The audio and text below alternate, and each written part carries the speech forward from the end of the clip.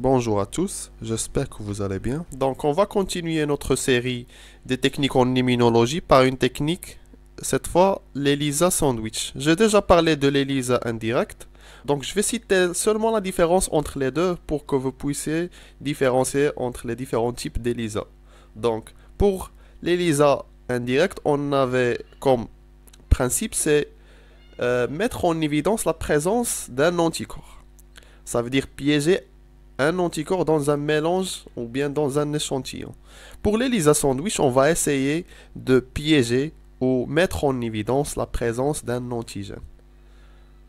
Voilà, c'est ça la différence. Donc, ici pour ELISA sandwich, on va essayer de piéger un antigène. On a un échantillon et on va essayer de déterminer si notre antigène il est présent dans cet échantillon. Voilà, donc c'est ça le principe. On va procéder maintenant vers les étapes.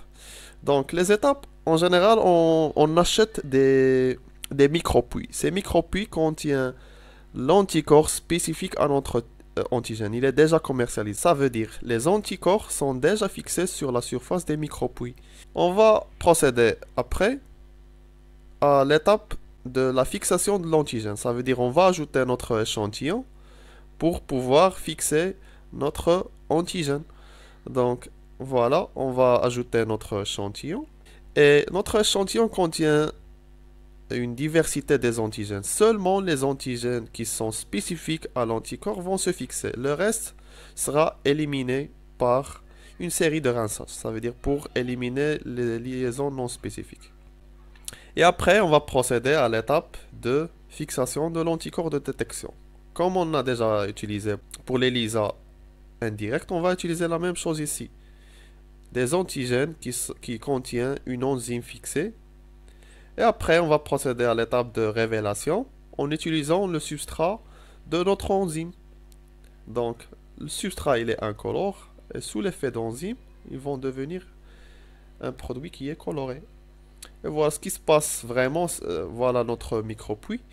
Quand on ajoute le substrat, la coloration change. Et c'est un indice que notre antigène il est présent dans l'échantillon. Voilà, c'est ça la technique d'ELISA sandwich. Et on peut ajouter des étapes après de dosage spectrophotométrique pour savoir exactement la quantité des antigènes contenus dans notre échantillon. Voilà, c'est ça la technique d'ELISA sandwich. Si vous avez des autres questions ou vous n'avez pas à comprendre quelque chose, vous pouvez commenter. Et c'est tout. Bon courage.